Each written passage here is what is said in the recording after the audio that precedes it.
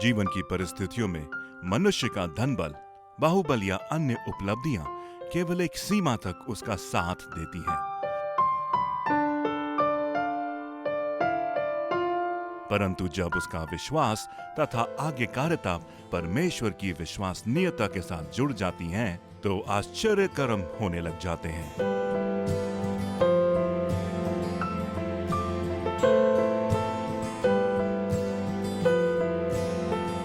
Bible एक ऐसी पुस्तक है जो जीवन की हर परिस्थिति में हमारा मार्गदर्शन करती है।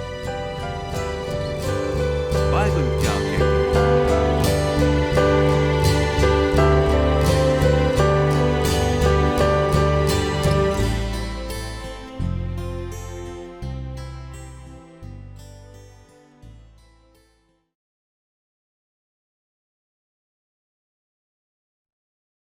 नमस्कार दोस्तों, मैं आकांक्षा आपकी आशा कार्यक्रम में एक बार फिर से आपका स्वागत करती हूँ। जैसे कि पिछले कार्यक्रम में हमने यीशु मसीह के 7 मैं हूँ कथनों के बारे में जाना था और उनमें से 4 कथनों के बारे में हमने चर्चा भी की थी। आज उन्हीं में से 3 कथनों के बारे में हम चर्चा करेंगे। हमारे बीच में भाई अनुराग हैं जो हमें एक बार फिर से इन मैं हूँ कथनों के बारे में बताएंगे। भाई अनुराग, आपका स्वागत है। धन्यवाद आकांक्षा, एक बार फिर से आपका। और मैं इन 7 कथनों के ऊपर इन बातों को फिर से आपके बीच में रखने के लिए बहुत उत्तेजित हूँ। और चूंकि ये ऐसे 7 कथन हैं जबकि हम प्रभु यीशु मसीह के पूरे व्यक्तित्व को, उसके ईश्वरत्व को हम इन कथनों के द्वारा से समझ सकते हैं। प्रभु यीशु मसीह ने जब इन कथनों को कहा तो प्रभु यीशु मसीह इसके द्वारा इस बात को समझाना चाह रहे थे कि वो ईश्वर हैं, और कैसे ईश्वर हैं उस बात को भी प्रभु यीशु मसीह ने इसके द्वारा से बताया कि जो परमेश्वर है वो मैं हूँ, और जो रोटी ऊपर से उतरी है वो मैं हूँ, अर्थात मैं अदृश्य परमेश्वर का प्रतिरूप हूँ। तो प्रभु यीशु मसीह ने अपने ईश्वरत्व को प्रकट करने के लिए इन 7 कथनों को कहा, जो कि हमें केवल यूहन्ना के सुसमाचार में मिलते हैं। इन 7 कथनों का संबंध प्रभु यीशु मसीह के ईश्वरत्व से है, और यीशु मसीह इसके द्वारा अपने ईश्वरत्व को प्रकट करने का काम करते हैं। और जैसे हमने पिछले कार्यक्रम में चर्चा किया था उन 4 कथनों के ऊपर, जिसमें प्रभु यीशु मसीह ने इन सारी बातों को स्थापित किया और समझाया और प्रकट किया मनुष्यों के ऊपर कि वो एक ऐसे ईश्वर हैं जो हमारे जीवन के लिए रोटी हैं, हमारे लिए मार्ग हैं, जो भेड़ों का अच्छा चरवाहा है। तो प्रभु यीशु मसीह इन बातों को बताते हैं। अब हम प्रभु यीशु मसीह के जो 5वां कथन था उस पर आते हैं। प्रभु यीशु मसीह अपना 5वां कथन जब कहते हैं मैं हूँ वाला, उसमें प्रभु यीशु मसीह इस बात को कहते हैं। यूहन्ना 11 उसके 25 अध्याय में प्रभु यीशु मसीह ने कहा कि पुनरुत्थान और जीवन मैं ही हूँ। ये प्रभु यीशु मसीह का एक अलौकिक वचन है जो हमको इस बात को प्रकट करता है कि इस वचन को और किसी भी मनुष्य ने कभी अपने जीवन में नहीं कहा। संसार में ना तो कोई ऐसा गुरु हुआ, ना कोई स्वामी हुआ, जो मनुष्य पैदा हुए जिसमें से उन्होंने इस प्रकार का कथन कभी दिया हो कि पुनरुत्थान और जीवन मैं ही हूँ। जब प्रभु यीशु मसीह ने इस कथन को कहा तो हमें इसका बैकग्राउंड समझने की आवश्यकता है। प्रभु यीशु मसीह को जब ये बात पता चली कि लाजर नाम का व्यक्ति, जो कि प्रभु यीशु मसीह का मित्र कहलाता था और मरियम और मार्था का भाई था, वो बीमार था और मरने पर था, और उसकी बीमारी इस प्रकार की थी कि वो मर जाएगा, ऐसा लोग अनुमान लगा रहे थे। प्रभु यीशु मसीह ये जानते थे। लेकिन जब प्रभु यीशु मसीह को ये खबर मिली कि लाजर बीमार है और मरने पर है, तो उसने अपने बैतनी पहुंचने में और देरी की। क्यों? क्योंकि वो जानता था कि वो बैतनी पहुंचने के बाद क्या करने जा रहा है। प्रभु यीशु मसीह ने अपने जीवन में हर एक कार्य जो किया, जहां जहां वो गए, उसका एक उद्देश्य था और उनकी एक योजना थी।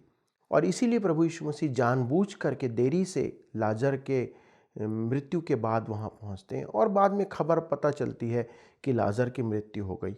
और जब प्रभु यीशु मसीह वहां पहुंचते हैं तो ये भी वो जानते थे कि जब वो लाजर की मृत्यु के स्थान पर पहुँचेंगे, जब वो मरियम और मार्था से मिलने जाएंगे जो दुखी हैं, तो वहाँ पर बहुत से इस्राएली लोग होंगे जो कि विलाप करने के लिए उनके घर पे आए होंगे। और तब प्रभु यीशु मसीह ये भी जानते थे कि वहाँ पर जाकर के वो किस बात को कहने वाले हैं और उसके द्वारा किस बात को बताने जा रहे हैं।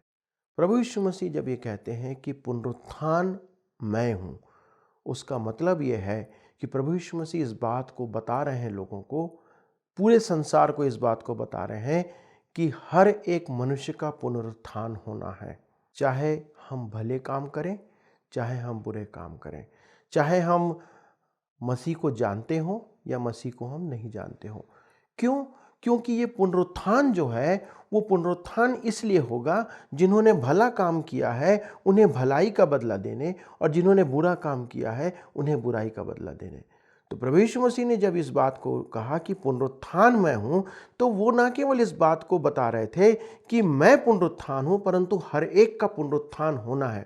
और तब प्रभु यीशु मसीह इस बात को कहते हैं, उसके आगे में कहते हैं कि जो कोई मुझ पर विश्वास करता है, यदि वह मर भी जाए तो भी वह जिएगा।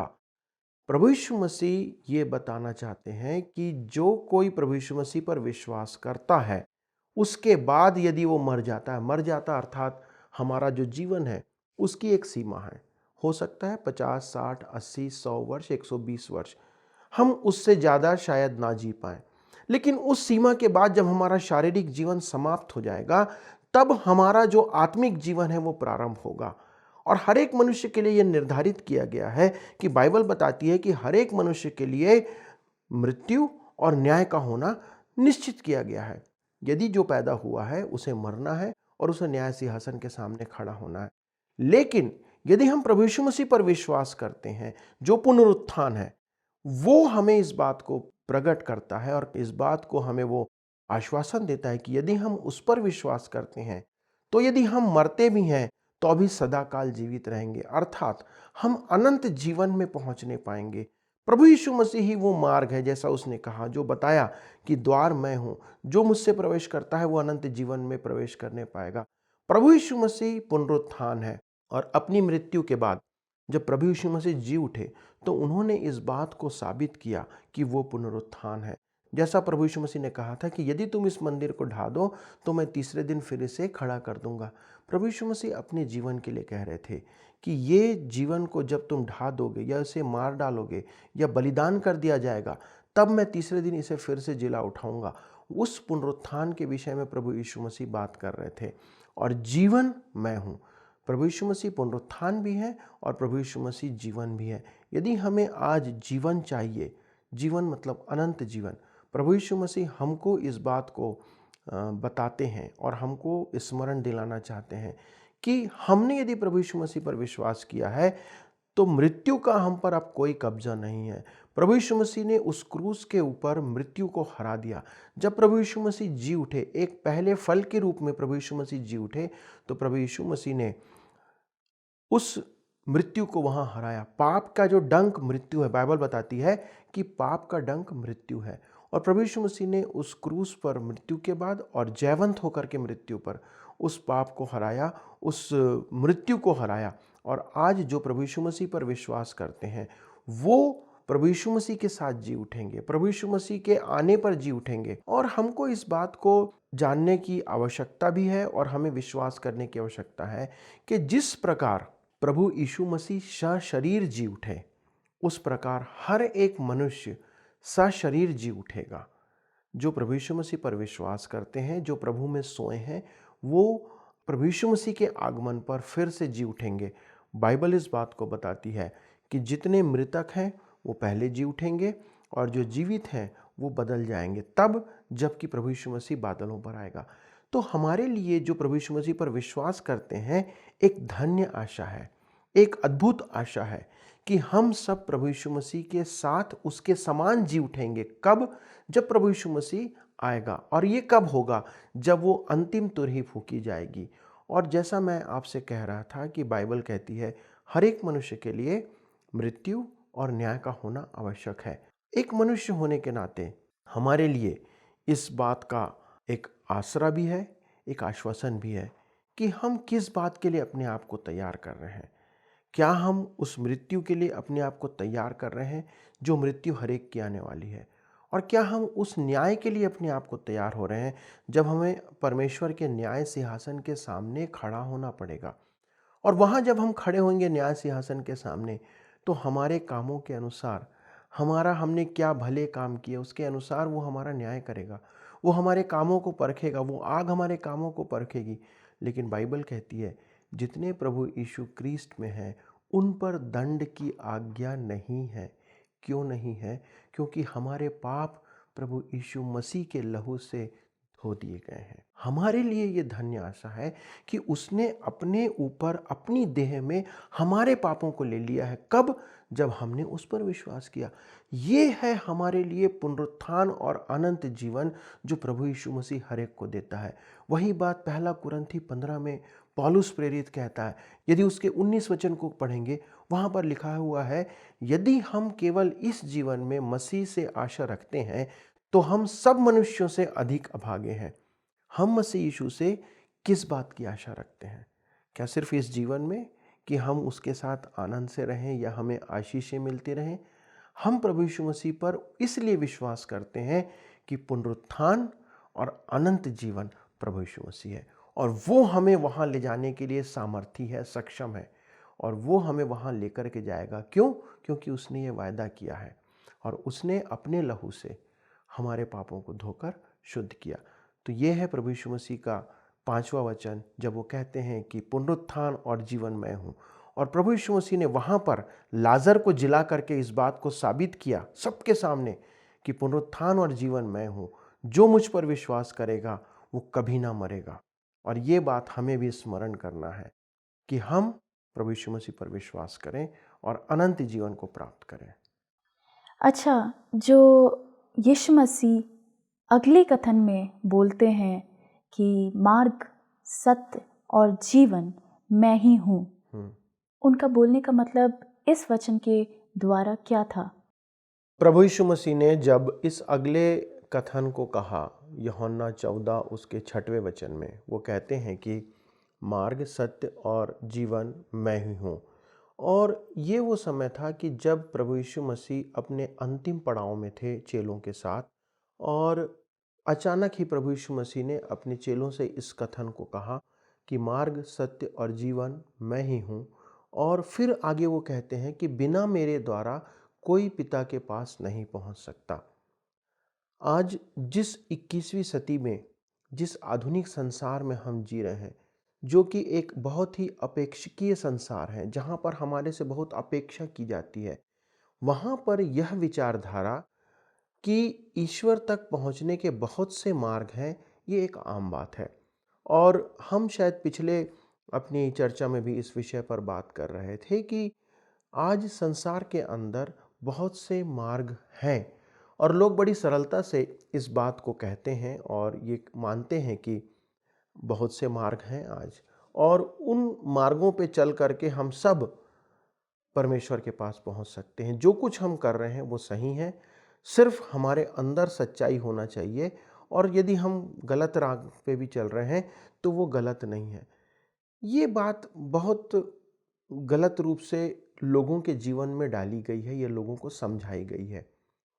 इन परिस्थितियों के अंदर प्रभु यीशु मसीह जब ये घोषणा करते हैं या ये कथन कहते हैं कि मार्ग, सत्य और जीवन मैं ही हूँ, और इसके कारण से प्रभु यीशु मसीह को एक बहुत किनारे या कटघरे में लोग खड़ा कर देते हैं कि कैसे कोई एक व्यक्ति इस बात की घोषणा कर सकता है और इस कथन को दे सकता है कि वही अकेला मार्ग है, वही अकेला सत्य है और वही अकेला जीवन है। और ये बात इस संसार में एक ऐसी विषय है जो प्रभु यीशु मसीह को दूसरों से अलग करके खड़ा करती है। जब प्रभु यीशु मसीह ने इस कथन को दिया कि मार्ग मैं हूँ, सत्य भी मैं हूँ और जीवन भी मैं हूँ, जब इस सत्य को हम जानते हैं तो हम आज़ाद होते हैं। प्रभु यीशु मसीह ने कहा कि तुम सत्य को जानोगे और सत्य तुम्हें स्वतंत्र करेगा। तो ये सत्य को जानना हमको स्वतंत्र करता है। जब हम उस मार्ग पर चलते हैं जो प्रभु यीशु मसीह हमें बताता है तो हम अनंत जीवन को पहुंचते हैं और वो हमें इस बात को प्रभु यीशु मसीह बता रहे हैं, सिखा रहे हैं कि यदि तुम मुझ पर भरोसा करते हो, मुझ पर विश्वास करते हो और उन मार्गों पर चलते हो, उस सत्य को ग्रहण करते हो, तो तुम अनंत जीवन को प्राप्त करोगे, क्योंकि अनंत जीवन मैं ही हूं। एक वचन यहां पर आप पढ़िए, प्रेरितों के काम 4 और उसका 12 वचन। किसी दूसरे के द्वारा उद्धार नहीं, क्योंकि स्वर्ग के नीचे मनुष्यों में और कोई दूसरा नाम नहीं दिया गया जिसके द्वारा हम उद्धार पा सके। प्रभु यीशु मसीह के इन वचनों को जब हम पढ़ते हैं और इस बात को जब हम पढ़ते हैं प्रेरितों के काम की पुस्तक के अंदर, तो हम इस बात को जानते और समझते हैं कि उद्धार के लिए हमें और कोई नाम स्वर्ग और पृथ्वी के बीच में नहीं दिया गया, और वो नाम केवल एक नाम है, वो है प्रभु यीशु मसीह का। प्रभु यीशु मसीह के नाम के द्वारा ही हमें उद्धार प्राप्त होता है। और वो बात जो प्रभु यीशु मसीह कहते हैं कि मार्ग, सत्य और जीवन मैं हूं, प्रभु यीशु मसीह इस बात को साबित करते हैं और पूरा करते हैं कि उनके द्वारा ही उद्धार है। क्यों? क्योंकि उन्होंने उद्धार के कार्य को पूरा किया उस क्रूस के ऊपर। प्रभु यीशु मसीह ने मनुष्य और परमेश्वर के बीच में जो पाप का संबंध था, जो पाप के कारण संबंध टूटा हुआ था, उसने अपने पवित्र मृत्यु के द्वारा उसको फिर से मेल कराने का काम किया। और ये है वो काम जो प्रभु यीशु मसीह करते हैं, और इसलिए उन्होंने इस बात को कहा कि मार्ग, सत्य और जीवन मैं ही हूँ। अच्छा, हमें ये बताइए, जैसे यीशु मसीह ने बोला कि मार्ग, सत्य और जीवन मैं ही हूँ, तो हम इसको किस तरीके से ग्रहण कर सकते हैं? देखिए, प्रभु यीशु मसीह के इस घोषणा को लेकर के लोग बहुत से उनके विरोध में टिप्पणी करते हैं, लेकिन C.S. लुईस एक विचारक और एक लेखक हुए और धर्म के बहुत बड़े ज्ञाता हुए। उन्होंने धर्म के ऊपर काम किया, विचारों के ऊपर, और वो इस बात को साबित करने के लिए एक बहुत ही आश्चर्यजनक बयान देते हैं, और एक खेदपूर्ण तर्क मैं कहूँगा इसे, कि उन्होंने इस बात को कहा कि यदि यीशु मसीह ने इस कथन को कहा है कि मार्ग, सत्य और जीवन मैं ही हूँ, और यदि हम इसे सत्य मानते हैं, तो हम इस बात को इस प्रकार से देख सकते हैं कि एक ऐसा व्यक्ति जो कि पागल होगा, या जो झूठा होगा, या जो परमेश्वर होगा, केवल वही व्यक्ति इस प्रकार का कथन दे सकता है। अब जब हम इन तीनों बातों पर विचार करते हैं, तो यीशु मसीह क्या पागल थे, हम इसके ऊपर आंकलन कर सकते हैं। प्रभु यीशु मसीह ने जब अपने पहाड़ी उपदेश को कहा, जब प्रभु यीशु मसीह ने इस बात को बताया कि क्या भला है, क्या बुरा है, प्रभु यीशु मसीह लोगों के सामने वार्तालाप करता रहा, उनके साथ तर्क करता रहा। कभी ये बात सामने नहीं आती कि प्रभु यीशु मसीह ने कोई पागलपन का बयान दिया हो। लेकिन जब प्रभु यीशु मसीह इस बात को कहते हैं, तो हम ये कह सकते हैं कि एक पागल व्यक्ति ने ये बयान नहीं दिया, ये कथन नहीं दिया है। तो हम ये मान सकते हैं कि यीशु मसीह पागल नहीं है। दूसरी बात, क्या वो झूठा था? बाइबल इस बात को बताती है कि जब प्रभु यीशु मसीह को पकड़वाया गया, उस समय उनकी नालिश की गई, उनको परखा गया। परखने वालों में पिलातुस था, जो कि रोमी गवर्नर था। परखने वालों में धर्म के अगुवे थे, जो कि उस समय के मंदिर के जो अगुवे हुआ करते थे, वो थे। परखने वालों में सामान्य लोग थे, जिन्होंने प्रभु यीशु मसीह से बातें किया। इन सबों ने जब प्रभु यीशु मसीह को परखा, बाइबल बताती है कि उन्होंने उसमें कोई दोष नहीं पाया, कोई झूठी बात उसके मुख से नहीं निकली थी। तो कहीं ऐसा नहीं हुआ। पिलातुस, जो कि रोमी गवर्नर था, वो कहता है कि मैं इसमें कोई दोष नहीं पाता हूं। तो इन सारी बातों के आधार पर हम इस निष्कर्ष पे पहुंच सकते हैं कि प्रभु यीशु मसीह झूठा भी नहीं था, उसने कोई गलत बात अपने मुख से नहीं निकाली। तो C.S. लुईस का ये कथन इस बात को साबित करता है कि यदि प्रभु यीशु मसीह पागल नहीं है, यीशु मसीह झूठा नहीं है, तो निश्चित तौर पर जो तीसरा स्टेटमेंट है या तीसरी विकल्प है, वही प्रभु यीशु मसीह है। और वो इस बात को साबित करता है कि यीशु मसीह स्वयं परमेश्वर है। तभी उसने इस कथन को कहा कि मार्ग, सत्य और जीवन मैं ही हूँ, बिना मेरे द्वारा कोई परमेश्वर के पास नहीं पहुँच सकता। हमें इस बात के लिए गर्व होना चाहिए कि हमारा प्रभु यीशु मसीह, जो स्वयं परमेश्वर है, वह हमारे लिए मार्ग है, वो हमारे लिए सत्य है, वही हमारे लिए जीवन है जो उसने हमें प्रदान किया। अब जैसे कि अंतिम कथन के बारे में बातचीत करेंगे कि यीशु मसीह ने कहा कि सच्ची दाखलता मैं हूँ। तो आप इसके बारे में क्या बताना चाहेंगे? ये प्रभु यीशु मसीह का जो अंतिम वाक्य है, मैं हूँ के सीरीज़ में मैं हूँ के साथ, उसमें प्रभु यीशु मसीह जब ये कहते हैं यूहन्ना रचित सुसमाचार 15 अध्याय और उसका पहला वचन में, प्रभु कहते हैं अपने शिष्यों से कि मैं दाखलता हूँ और तुम डालियाँ हो, अर्थात सच्ची दाखलता मैं हूँ और तुम डालियाँ हो। इस बात को प्रभु यीशु मसीह बताते हैं कि दाखलता अर्थात की एक मुख्य टहनी प्रभु यीशु मसीह है और हम डालियां हैं जो उसमें लगी हुई हैं। और इसके द्वारा प्रभु यीशु मसीह विशेष तौर पर उन लोगों से बात करते हैं जो प्रभु यीशु में लगे हुए हैं, जो उसमें साटे गए हैं, जो प्रभु यीशु में बने हुए हैं। ये बात उनके लिए नहीं लागू हो रही है जो कि प्रभु यीशु मसीह में नहीं है। और प्रभु यीशु मसीह उसके आगे इस बात को कहते हैं कि जो डाली मुझ में है और नहीं फलती, वह उन्हें काट डालता है। जब प्रभु यीशु मसीह इस बात को कहते हैं तो वो इस बात को हमसे अपेक्षा करते हैं कि हम प्रभु यीशु मसीह में जब तक ना रहें तब तक हम कुछ नहीं कर सकते। जो डाली मुझ में नहीं है वो कभी फल नहीं सकती। यदि हम प्रभु यीशु मसीह में नहीं हैं तो हम फलवंत नहीं हो सकते, परंतु यदि हम प्रभु यीशु मसीह में हैं तो हमारे लिए प्रभु यीशु मसीह इस बात को अपेक्षा करते हैं कि हम फलवंत हो। तो प्रभु यीशु मसीह हमें ये बता रहे हैं कि हम प्रभु यीशु मसीह में लगाए गए हैं, हम प्रभु यीशु मसीह में साटे गए हैं और हम अपने जीवन में संपूर्ण रूप से, यदि 15 अध्याय के 4 और 5वें वचन को हम पढ़ेंगे तो हम इस बात को समझ सकते हैं कि डालियों को जो पोषण है वो कहाँ से मिलता है, वो उसकी मुख्य शाखा से मिलता है, वो उसको दाखलता से मिलता है। और प्रभु यीशु मसीह जो दाखलता है, हमको सारा पोषण हमारे जीवन का, आत्मिक जीवन में, शारीरिक जीवन में, ये सब कुछ प्रभु यीशु मसीह से ही मिल सकता है। तो हमको उसमें लगे रहने की पहली आवश्यकता है। दूसरी बात, यदि हम उसमें लगे नहीं रहेंगे तो हम सूख जाएंगे। जैसा 6वें वचन में प्रभु यीशु मसीह कहता है कि जो डाली मुझ में नहीं है वो सूख जाती है। क्यों सूख जाएगी? क्योंकि हम प्रभु यीशु मसीह में यदि नहीं है तो हमारे जीवन का अस्तित्व समाप्त हो जाएगा। तो इसके द्वारा प्रभु यीशु मसीह एक बहुत अद्भुत रूप से इस बात को समझाते हैं लोगों को कि जिस प्रकार से एक वृक्ष होता है, उस वृक्ष का मुख्य तना जो होता है वो प्रभु यीशु मसीह है और हम सब डालियों के रूप में प्रभु यीशु मसीह में साटे गए हैं, उसके अंदर लगाए गए हैं। लेकिन प्रभु यीशु मसीह हमसे यह भी उम्मीद करता है, एक चेतावनी हमको देता है इसके अंदर में।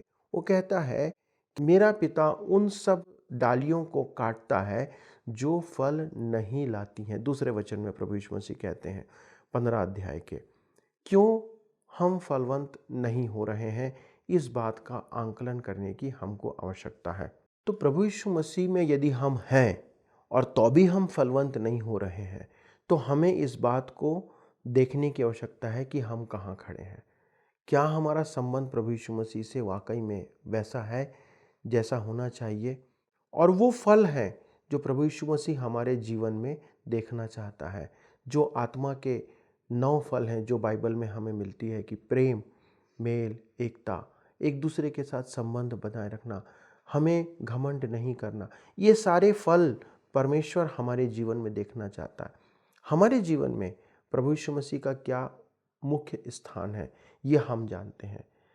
क्या हम सिर्फ नाम के लिए प्रभु यीशु मसीह के साथ जुड़े हुए हैं या हम वास्तविकता में प्रभु यीशु मसीह के साथ जुड़े हुए हैं? लेकिन यदि हम उसके साथ जुड़े हुए हैं तो आवश्यकता है कि हम फलवंत हो, तो वो हमें छांटेगा और बढ़ाएगा। लेकिन यदि हम उसके साथ लगे हुए हैं और तो भी फलवंत नहीं हो रहे हैं तो वो हमें वहाँ से निकाल डालेगा, काट डालेगा। और जो डाली उसमें नहीं है उसका तो कोई सवाल ही नहीं पैदा होता, वो तो फल ही नहीं सकती। तो जो प्रभु यीशु मसीह में नहीं है उनके लिए भी ये बात लागू होती है और जो प्रभु यीशु मसीह में है उनके लिए भी ये बात लागू होती है। परमेश्वर हमारी हमेशा सहायता करना चाहता है कि वो हमें सुरक्षित करना चाहता है। जैसे मुर्गी अपने बच्चों को अपने पंखों के नीचे तब समेट लेती है जब वो देखती है कि कोई बाज या कोई गिद्ध उस पर या कोई भयानक पक्षी उसके ऊपर हमला करने वाला है। वो क्यों करती है ऐसा? क्योंकि वो अपने बच्चों को संभाल के रखना जानती है। परमेश्वर हमको ऐसे ही संभाल के रखना चाहता है। आज के ज़माने में एक जो बात है, जो मंत्र है, लोगों को सिखाया जाता है, बिलीव इन योरसेल्फ, अपने आप पर विश्वास करो, अपने अनुसार चलो, अपने तरीके से काम करो। लेकिन बाइबल ऐसा नहीं सिखाती। बाइबल हमको ये सिखाती है कि तू अपने आप पर भरोसा नहीं रखना, परंतु परमेश्वर पर भरोसा रखना।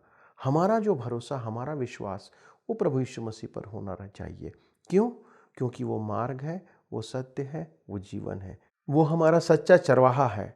वो एक सच्ची रोटी है जो कि स्वर्ग से उतरी है। वो प्रभु यीशु मसीह है जो द्वार है, जो मार्ग है।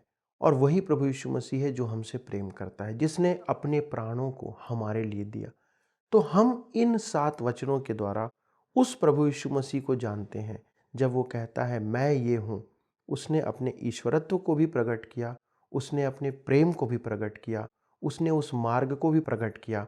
और वो हमें इस बात को भी चेतावनी देता है कि यदि हम उस दाखलता के साथ लगे रहेंगे तो फलवंत होंगे, और हम फलवंत होकर के उसकी महिमा प्रकट करेंगे। लेकिन यदि हम ऐसा नहीं करते तो हम कहीं के नहीं रहेंगे। ये एक अवसर है जो परमेश्वर हमें देता है और स्मरण कराता है कि हम उसकी महिमा के लिए अपने जीवन को प्रकट करें, अपने जीवन को समर्पित करें। और हमारे लिए ये अवसर है कि हम प्रभु यीशु मसीह को अपने उस उद्धारकर्ता के रूप में जानें, और तब ये 7 वचन हमारे जीवन में सार्थक होंगे और हमें अनंत जीवन में प्रभु यीशु मसीह के साथ रहने का अवसर प्रदान करने पाएंगे। बहुत बहुत शुक्रिया अनुराग जी कि आपने इस वचन को इतनी गहराई से हमें और इतनी सफाई से हमें सिखाया। धन्यवाद। प्रिय दर्शकों, मैं आशा करती हूँ कि आज आप आशीष पाए होंगे।